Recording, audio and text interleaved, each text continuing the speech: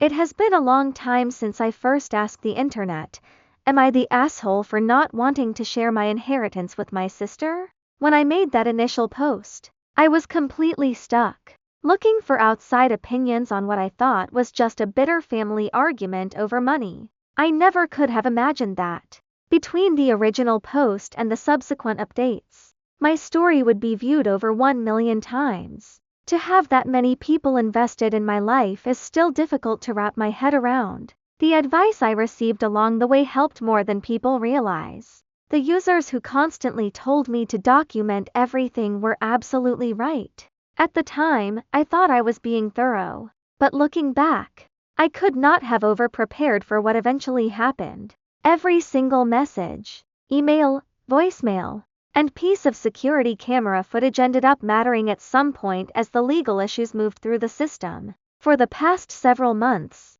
however, life has been surprisingly quiet. After over a year of constant conflict, legal filings, and weekly crises, the drama finally slowed down. I didn't realize how much stress I had been carrying until the chaos stopped. During this quiet period, I began hearing from extended family members I hadn't spoken to in a long time. Instead of questioning me, most of them were apologizing. As the legal facts came out and people compared notes, they realized they had accepted a smear campaign without ever asking for my side. Some of those conversations were deeply uncomfortable. Relatives admitted they initially believed I had manipulated my father, that the lawsuit meant the will was suspicious, or even that I had intentionally prevented my sister from seeing him during his illness. Hearing that was frustrating, but it explained why so many people had suddenly distanced themselves from me after my father passed away.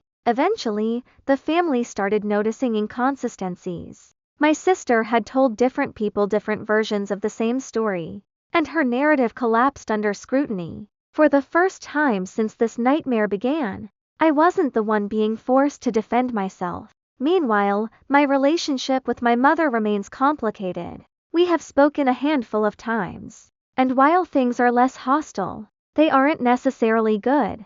We still disagree about the past, but we can finally have a conversation without it turning into an argument within 5 minutes, which is more progress than I expected a year ago. As for my sister, we still do not speak. What happened between us went far beyond a disagreement about money. Too many lines were crossed to ever pretend things can go back to normal. The biggest realization I've had over the last year and a half is that the inheritance itself stopped being the main issue a long time ago. The money was just the spark that exposed years of hidden resentment and unresolved family problems. The inheritance didn't break my family.